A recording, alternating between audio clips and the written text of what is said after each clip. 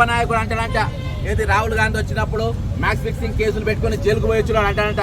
ఏమైతుంది మహా అంటే 200 మంది ఉద్యమాల్లో పోతారు, 200 మంది కొట్టాడతారు, మళ్ళీ ఫోన్లలో చూసుకుంటారు, మళ్ళీ ప్రిపేర్ అవుతారు అంతే కదా అని చెప్పి నేను ఒక యువ నాయకుడే వాడు అంటున్నట్ట శిఖండి గారు. మేము ఒకటే చెప్తున్నాం, యువ నాయకులు కాదు, ఈ రోజు ప్రభుత్వం తిప్పింది, ప్రభుత్వం మార్చింది. ఆ విద్యార్థులు ఆ నిరుద్యోగులన్న సంగతిని మర్చిపోవాలి. దేవుని రేవంత్ రెడ్డిని బట్టి విక్రమార్కని ఉన్న మంత్రులు ఎవరు కాళేశ్వరం మీద కానీ మిషన్ భగీరథ కానీ ఏదో యుద్ధం చేస్తే ఏదో అసెంబ్లీలలో స్తంభింపజేస్తే ఈ రోజు ప్రభుత్వం రాలేదు, లేకుంటే ధరణి పేరు మీద మీ ప్రభుత్వాలు స్తంభింపజేస్తే ఈ రోజు అధికారం మీద రాలేదు. మీరు ఇచ్చిన పథకాల నుంచి మీకు ఓట్లేయలేదు. ఈ రోజు కేవలం తిరుగుబాటు, ప్రజల తిరుగుబాటు చేయబట్టి మీకు ఏది ఈ రోజు అధికారం మీకు వచ్చింది. ఈ రోజు నిరుద్యోగులు తిరగబడితే మీకు అధికారం. మీ మీడియా ద్వారా మేము రేవంత్ సర్కార్ గారికి, సీఎం ముఖ్యమంత్రి సర్కార్ గారికి తెలియజేయలేదు ఏమనగా, మేమంతా ఇక్కడికి వచ్చిన వాళ్ళంతా గురుకుల అభ్యర్థులమన్నా. గురుకులాలలో పరీక్ష రాసి మార్చి అండ్ ఫిబ్రవరి నెలలో ఎల్బీ స్టేడియంలో సీఎం రేవంత్ సార్ చేతుల మీదుగా అపాయింట్మెంట్ తీసుకున్న వాళ్ళందరం ఇక్కడికి వచ్చాము. దాదాపు ఒక 500 మంది అవుతామన్నా. సో మాకు అపాయింట్మెంట్ లెటర్స్ ప్రతి జిల్లాకి బస్సులు పంపించి మంచి గౌరవంగా ఎల్బీ స్టేడియంలో అందరి మంత్రుల సమక్షంలో మాకు అపాయింట్మెంట్ లెటర్ ఇచ్చాడు. ఇచ్చిన తర్వాత మేము చాలా సంతోషంగా ఫీల్ అయినాం. సో ఇంతకంటే ముందు చాలా కష్టాలు పడ్డాం. ఈ సార్ వచ్చారు, మనకి తొందరగా అపాయింట్మెంట్ లెటర్ ఇస్తున్నాడు కదా, 5 రోజులకో లేదా 10 రోజులకో మాకు పోస్టింగ్ ఇస్తాడు కాబట్టి అని చాలా సంతోషపడ్డాం. సార్ కూడా అదే విధంగా మాకు చెప్పాడు. తర్వాత ఎలక్షన్ కోడ్ వచ్చింది. ఎలక్షన్ కోడ్ వచ్చిన తర్వాత జూన్ 5 వరకు ఇది అయిపోతుంది. జూన్ 6 లేదా జూన్ నెలలోనే మాకు పోస్టింగ్ ఇస్తారు కాబట్టి ఇన్ని రోజులు చూసాము. ఒక 60 రోజులు గురుకుల అని చెప్పేసి ప్రజావాణి ఓపెన్ అయిన నుంచి తండాలు వస్తారు. మరి మీ సమస్యలు ఎందుకు క్లియర్ కావడం లేదు? వచ్చినప్పుడల్లా 100 మంది 20 మంది 200 మంది వస్తున్నారు. మరి దీనికి ఏంది సరైన సమాధానం ఇస్తురా లేదా? లోపల ఇస్తలేరండి, మాకు సరైన సమాధానం ఇవ్వడం లేదు. ఏమన్నంటే ఎలక్షన్ కోడ్ కదా అండి, వర్క్ అనేటువంటి జరుగుతా ఉంది. ఎలక్షన్ కోడ్ అయిపోయిన వెంటనే మీకు పోస్టింగ్లు తప్పకుండా ఇస్తారు. జూన్ 10వ తారీఖు లోపు మీకు పోస్టింగ్లు వస్తాయని చెప్తున్నారు, పంపిస్తున్నారు. మరి ప్రభుత్వం ఏర్పాటు గిట్ట 5 నెలలు అవుతుంది కదా, 6 నెలలు అయిపోయింది కదా, ఈ సమస్యలు క్లియర్ కావడం లేదా? ఇంకా కావడం లేదండి. అవుతాయి కావచ్చు, ఇంకా అవుతాయి కావచ్చు అని మేము సామరస్యంగా శాంతియుతంగా గవర్నమెంట్, మనం తెచ్చుకున్న గవర్నమెంట్ ఇప్పుడే అంతా వెళ్ళదు, దూకుడుగా శాంతియుతంగా మనం సార్ని 2 సార్లు కలుద్దాం, 3 సార్లు కలుద్దాం, మనకు ఇచ్చిన పోస్టింగ్ ఇచ్చే విధంగా, తొందరగా ఇచ్చే విధంగా మాట్లాడుకున్నట్టు చేద్దాం అన్నట్టుగా వచ్చామండి. ఇది 3వసారి రావడం. యావత్ తెలంగాణలో గురుకుల వాళ్ళు ఎక్కడోళ్ళు అక్కడ వస్తున్నారా, లేకపోతే అందరు కలిసి వస్తున్నారా? అందరం కలిసి వస్తున్నాం. అందరు కలిసి వస్తే ఒక్కొక్కసారి 200 మంది వస్తారు, ఒకసారి 100 మంది వస్తారు, 50 మంది వస్తారు.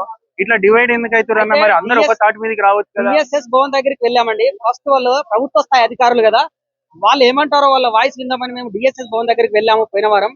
వాళ్ళు ఏమన్నారు, మా చేతుల్లో ఏమి లేదండి, మేమంతా సిస్టమ్ రెడీ చేశాము, ప్రభుత్వం నుండి, సీఎం నుండి ప్రభుత్వ నిర్ణయం, ఫైనల్ ఆదేశాలు ఎప్పుడు ఇస్తే మీకు అప్పుడు మేము పోస్టింగ్ ఇవ్వడానికి సిద్ధంగా ఉన్నారు అని ఇన్ని రోజులు అనుకుంటూ వచ్చారు. అందుకని ఆగామనండి ఇన్ని రోజులు. గత ప్రభుత్వంలో కూడా మీకు న్యాయం జరగలేదండి. మరి ఇప్పుడు కొత్త ప్రభుత్వం వచ్చిన తర్వాత మన రేవంత్ రెడ్డి గారు మరి ఆధ్వర్యంలో మరి మీకు ఏం మంచి జరుగుతలేదా? మంచి జరుగుతలేదా అంటే జరుగుతుందనే ఆశతోటే ఉన్నామండి. దీనిలో ఇప్పుడే జస్టిఫై చేయడానికి మాకు ఇంకా సమయం లేదు. ఎందుకంటే ఎలక్షన్ కోడ్ అనేటువంటి ఒకటి అడ్డు వచ్చింది. ఎలక్షన్ కోడ్ ఎమ్మెల్యేలకు అదే వచ్చింది, ఎంపీలకు అదే వచ్చింది. ఇప్పుడు ఇంకేమైనా ఉన్నాయన్న? సర్పంచ్ మా బాధ ఏంటంటే ఇదండి, ఇందులో గురుకులాలలో ఉన్నటువంటి సీనియర్ సార్లు మాకు ప్రమోషన్స్, ట్రాన్స్ఫర్స్ ఇచ్చిన తర్వాత వాళ్ళ కొత్త రిక్రూట్స్ చేయండి అని అంటున్నారు. మా భయం అది. ఇంత లోపల మళ్ళీ సర్పంచ్ ఎలక్షన్స్ వస్తాయి, అదో 2వ భయం. ఈ తర్వాత ఎంపీటీసీ, జడ్పీటీసీ ఎలక్షన్స్ అవి వస్తాయి, మా 3వ భయం అండి.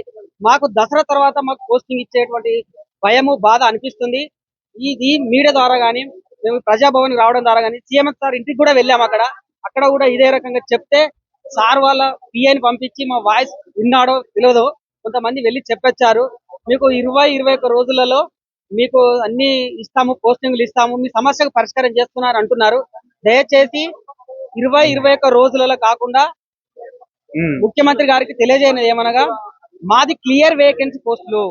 మాకు 2022-23లో నోటిఫికేషన్ ఇచ్చి 2024లో ఫిల్అప్ చేస్తున్నటువంటి పోస్టులు. అన్నగారు ఇప్పుడు ఎంపీ గీట ఎలక్షన్ కోడ్ వచ్చింది అంటున్నారు కదా, ఇంకొక 2 నెలలు అయితే సర్పంచ్ గీట కౌన్సిలర్ వస్తున్నాయి కదా. అదే అండి మా భయం, మా బాధ అదే. ఈ లోపు ఎలక్షన్ కోడ్ రాకముందే మాకు పోస్టింగ్ ఇవ్వాలి, మమ్మల్ని ఆదుకోవాలి. ఆర్థికంగా చాలా ఇబ్బందులు పడుతున్నాము. వేరే ఎవ్వి దృష్టిలో పెట్టుకోకుండా మా క్లియర్ వేకెన్సీ పోస్టులు, మిగతా సీనియర్ల యొక్క ట్రాన్స్ఫర్స్, ప్రమోషన్ తో సంబంధం లేకుండా మా పోస్టింగ్లు ఇదే వారం లోపల 20వ తారీఖు లోపల ఇవ్వాలని మేము చాలా శాంతియుతంగా తెలియజేస్తారు. డిపార్ట్మెంట్ లో కొంతమంది నిరుద్యోగులతో జరుపుకొని ఏ డిపార్ట్మెంట్ లో ఇలా ఎన్ని ఖాళీలు ఉన్నాయనేది దాదాపు 267,036 పోస్టులు మరి మేము ఈరోజు ఖాళీలు ఉన్నాయని చెప్పేసి నిన్న చీఫ్ సెక్రటరీ కూడా ఇవ్వడం జరిగింది. 2,67,316 పోస్టులు ఖాళీగా ఉన్నాయని. ఎందుకు మేమేం చేసినాం అంటే మా దగ్గర యంత్రాంగం లేదు, ప్రభుత్వం లేదు, మా దగ్గర అధికారులు లేరు, మా దగ్గర సర్వే చేయడానికి ఎవరు సర్వేయర్ లేరు. అయినా కానీ మేము సొంతంగా ఈరోజు డిపార్ట్మెంట్ వైజ్ గా ఎన్ని ఖాళీలు ఉన్నాయని చెప్పేసి మేము తయారు చేసినాం. నిన్న చీఫ్ సెక్రటరీకి ఇచ్చినాం. ఈరోజు ముఖ్యమంత్రి కూడా ఇక్కడ ఉన్న నిరుద్యోగులందరూ కూడా ఈరోజు ఆస్పిరెంట్స్, వీళ్ళు నిరుద్యోగులు అనొద్దు, వీళ్ళు ఆస్పిరెంట్స్, వీళ్ళందరూ కూడా ముఖ్యమంత్రి గారికి ఇవ్వడానికి వచ్చారు. ఈరోజు వీళ్ళు అయ్యో బాబు మాకు 1,00,000 పోస్టులు కాదు, కనీసం 2,000-3,000 పోస్టులుగా నింపమని చెప్పి అడగడానికి వచ్చారు. 2,000-3,000 ఓట్లు కాదు ఈరోజు మేము పోస్టు కాదు, మొత్తం 2,27,316 పోస్టు సంవత్సరం లోపు నింపాలి ముఖ్యమంత్రి రేవంత్ రెడ్డి గారు అని చెప్పి డిమాండ్ చేస్తున్నారు. గత ప్రభుత్వం 37 జిల్లాలు 33 జిల్లాలు పెంచడానికి చేతనైంది, కానీ ఉన్న పదవులు ఉన్న పోస్టులు పెంచడానికి ఆ రోజు ప్రభుత్వానికి చేత కాలేదు. ఈ రోజు మేము ఒకటే డిమాండ్ చేస్తున్నాం. ఈ రోజు నిన్న జరిగిన ఎంత భయంకరంగా జరుగుతుందంటే మహేందర్ రెడ్డి అనేటోడు మొన్నటిదాకా అందరు పోలీసులను అరెస్ట్ చేస్తుంది, కానీ అప్పుడు పెద్ద ఫోన్ స్కామ్ లో ఉన్నటువంటి ఫోన్ ట్యాపింగ్ లో ఉన్నటువంటి మహేందర్ రెడ్డి రోజు డీజీపీగా పనిచేస్తుండు. ఆయన నిన్న కీ విడుదల చేశాడు. ఇది కీ వెబ్ నిన్న ఫస్ట్ గ్రూప్ 1కు వెబ్ నోటీస్ ఇచ్చిండ్రు. ఇది గ్రూప్ 1 కు సంబంధించిన కీ. అదేందా దీంట్లో ఓఎంఆర్ షీట్ పెట్టలే అంటే మళ్ళీ ఏదో స్కామ్ జరిగిందని నాకు అనుమానం. ఇది పెట్టినా మళ్ళీ ఇమీడియట్ గా తీసేసిండు, బయట వెబ్లో పెట్టిండు, తీసి పడేసిండు. ఎందుకనంటే అదే దొంగలు, అప్పుడున్న దొంగలు ఇవాళ కూడా కంటిన్యూషన్ అవుతుందనే ఉద్దేశంతో ఈ రోజు పెంచారు. ఆ రోజు ఒక యువ నాయకుడు అంటాడంట, రాహుల్ గాంధీ వచ్చినప్పుడు మ్యాచ్ ఫిక్సింగ్ కేసులు పెట్టుకుని జైలుకు పోయొచ్చున్నాడు అంటాడంట. ఏమైతుంది మహా అంటే 200 మంది ఉద్యమాల్లో పోతారు, 200 మంది కొట్టాడతారు, మళ్ళీ ఫోన్లలో చూసుకుంటారు, మళ్ళీ ప్రిపేర్ అవుతారు, అంతే కదా అని చెప్పి నేను ఒక యువ నాయకుడే వాడు అంటున్నట్ట శిఖండి గాడు. మేము ఒకటే చెప్తున్నాం, యువ నాయకులు కాదు, ఈ రోజు ప్రభుత్వం దింపింది, ప్రభుత్వం మార్చింది. ఆ విద్యార్థులు, ఆ నిరుద్యోగులన్న సంగతిని మర్చిపోవాలి. దేవుని రేవంత్ రెడ్డిని, బట్టి విక్రమార్కని ఉన్న మంత్రులు ఎవరు కాళేశ్వరం మీద కానీ, మిషన్ భగీరథ కానీ ఏదో యుద్ధం చేస్తే, ఏదో అసెంబ్లీలలో స్తంభింపజేస్తే ఈరోజు ప్రభుత్వం రాలేదు. లేకుంటే ధరణి పేరు మీద మీ ప్రభుత్వాలు స్తంభింపజేస్తే ఈరోజు అధికారం మీద రాలేదు. మీరు ఇచ్చిన పథకాల నుంచి మీకు ఓట్లేయలేదు. ఈరోజు కేవలం ప్రజల తిరుగుబాటు చేయబట్టి మీకు ఈరోజు అధికారం మీకు వచ్చింది. ఈరోజు నిరుద్యోగులు తిరగబడితే మీకు అధికారం వచ్చింది అన్న సంగతి మీరు మర్చిపోవద్దు. మీకు తెలియజేసుకుంటా ఉన్నా. ఈరోజు మరొకసారి యువ నాయకుడు అంటే ఏ పార్టీకి సంబంధించి గుంజిగాడి ఇప్పుడు ఉన్నోడు నేను చెప్పేది అయిపోయింది. అయితే ఈ రోజు నేను చెప్పేది తెలియాలి కదా. ఈ రోజు